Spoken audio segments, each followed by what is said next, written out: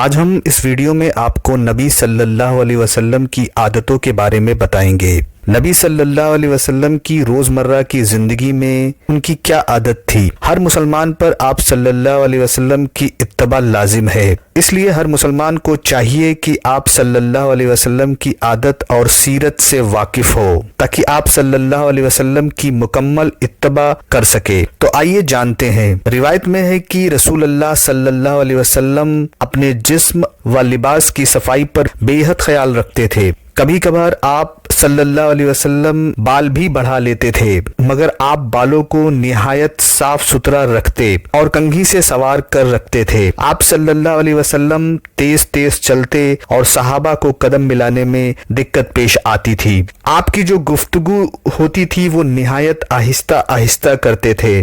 ایک راوی کے مطابق نبی صلی اللہ علیہ وسلم اتنا ٹھہر ٹھہر کر بولتے تھے، ان کے ہر لفظ کا ایک ایک حرف بآسانی گنا جا سکتا تھا۔ آپ کے منہ سے نکلنے والا ہر لفظ قانون تھا، لہٰذا وہ چاہتے تھے کہ وہ جو کچھ بھی کہیں سننے والے کو اچھی طرح سے سمجھ آ جائے۔ نبی صلی اللہ علیہ وسلم نہایت سادگی سے زندگی بسر کرتے تھے۔ وہ اپنے جوتوں کی خود مرمت کرتے، اپنی بکریوں کا دودھ خود نکالتے اور اس کام کے لیے اپنے خادم کو تکلیف دینا بھی گوارا نہ کرتے۔ ان کے خادم حضرت انس رضی اللہ عنہ کہتے ہیں کہ میں نے 10 سال رسول اللہ صلی اللہ علیہ وسلم کی خدمت میں گزارے۔ انہوں نے مجھ سے ایک بار بھی نہیں پوچھا کہ تم نے یہ کام کیوں نہیں کیا یا کیوں کیا۔ وہ ہمیشہ مجھ سے نہایت شفقت فرماتے۔ نبی صلی اللہ علیہ وسلم کی عادت تھی کہ آپ صلی اللہ علیہ وسلم ننھے بچوں سے بڑا پیار کرتے تھے اور جہاں کہیں بچوں کو دیکھتے خوش ہو جاتے اور بچوں کو ہنسانے کے لیے ان سے مذاق بھی کرتے تھے۔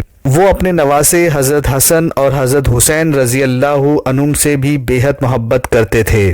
بعض اوقات وہ نماز کے دوران ان میں سے ایک کو بازو میں اٹھا لیتے اور جب آپ سجدے میں جاتے پاس میں کھڑا کر دیتے اور سجدے سے اٹھتے تو پھر گود میں اٹھا لیتے۔ جب بچے تھوڑے بڑے ہوئے وہ مسجد نبوی میں ادھر ادھر دوڑتے پھرتے۔ نماز با جماعت کے دوران کبھی کبھار وہ رسول اللہ صلی اللہ علیہ وسلم کی ٹانگوں میں سے گزر جاتے۔ نبی صلی اللہ علیہ وسلم انہیں کچھ بھی نہیں کہتے۔ آپ صلی اللہ علیہ وسلم ہر ایک سے اچھا برتاؤ کرتے۔ بہت سی خواتین ان سے ملنے آتی اور بہت لمبی چوڑی ان سے باتیں کرتی، لیکن وہ کبھی بھی کسی طرح کی اکتاہٹ محسوس نہ کراتے۔ آپ صلی اللہ علیہ وسلم کی عادت تھی کہ آپ سفر کے دوران ہر ایک شخص کے ساتھ رابطہ رکھتے تھے، بار بار لوگوں کے پاس جاتے تاکہ وہ خوش رہیں۔ ایسے ہی ایک سفر پر وہ اپنے پرانے دوست حضرت جابر رضی اللہ عنہم کے پاس گئے جو ایک اونٹ پر سوار تھے۔ آپ صلی اللہ علیہ وسلم نے خود پر اس طرح سے سنجیدگی جاری کر لی کہ کوئی بھی دیکھنے والا سمجھ سکتا تھا کہ آپ صلی اللہ علیہ وسلم مذاق فرما رہے ہیں۔ پھر انہوں نے جابر رضی اللہ عنہم سے کہا، کیا تم اپنا اونٹ میرے ہاتھوں فروخت کرنا چاہتے ہو؟ جابر رضی اللہ عنہم نے جواب دیا، ہاں، مگر ایک شرط ہے کہ میں اونٹ مدینہ واپس آ کر آپ کے سپرد کروں گا، آپ کو چاہیے تو لے لیجئے۔ نبی صلی اللہ علیہ وسلم نے کہا، 1 درہم میں بیچو گے؟ پھر جابر رضی اللہ عنہم نے کہا، اے اللہ کے نبی، آپ مجھے لوٹنا چاہتے ہیں؟ پھر آپ صلی اللہ علیہ وسلم نے قیمت بڑھائی، کہا چلو 2 درہم لے لو۔ پھر بھی جابر رضی اللہ عنہم نہیں مانے تو نبی صلی اللہ علیہ وسلم نے انہیں 3 درہم، پھر 4 درہم اور پھر 5 درہم، پھر آخرکار 40 درہم اونٹ کی قیمت طے ہوئی اور پھر جابر رضی اللہ عنہم نے 40 درہم میں مان گئے۔ پھر نبی صلی اللہ علیہ وسلم نے ان سے باتیں کی اور قافلے میں کسی اور شخص سے ملاقات کرنے کے لیے چلے گئے۔ مدینہ واپس پہنچ کر جابر رضی اللہ عنہم نے اپنی بیوی سے تمام ماجرا سنایا اور بتایا کہ کس طرح سفر کے دوران رسول خدا صلی اللہ علیہ وسلم سے خوشگوار ملاقات ہوئی۔ ان کی بیوی بہت نیک تھی۔ ان کی بیوی نے حضرت جابر رضی اللہ عنہم سے کہا کہ وہ رسول اللہ صلی اللہ علیہ وسلم کی بات کو مذاق تصور نہ کرے، بلکہ اونٹ کو رسول اللہ صلی اللہ علیہ وسلم کے گھر لے جائے، اور پھر انہوں نے ایسا ہی کیا۔ اور جب رسول اللہ صلی اللہ علیہ وسلم کو خبر ملی تو آپ مسکرائے اور اپنے خزانچی کو حکم دیا کہ حضرت جابر کو 40 درہم ادا کر دیے جائیں۔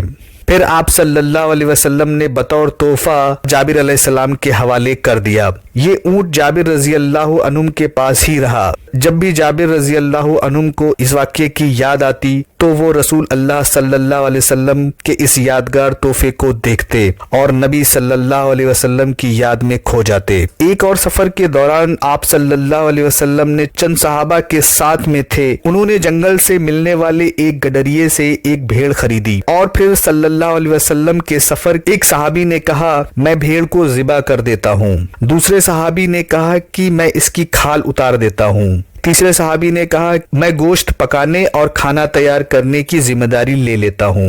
तो रसूल अल्लाह सल्लल्लाहु अलैहि वसल्लम ने फरमाया कि मैं जाकर सूखी लकड़ियाँ इकट्ठा कर लेता हूँ। तमाम सहाबा ने कहा, या रसूल अल्लाह सल्लल्लाहु अलैहि वसल्लम, ये काम भी हम सब कर लेंगे। मगर रसूल अल्लाह सल्लल्लाहु अलैहि वसल्लम ने फरमाया, मैं लकड़ियां जरूर लाऊंगा। ये मुनासिब नहीं है कि आप सब लोग काम करें और मैं कुछ भी मदद ना करूं। वीडियो पसंद आया हो तो लाइक और शेयर करें। चैनल पर नए हैं तो सब्सक्राइब जरूर करें।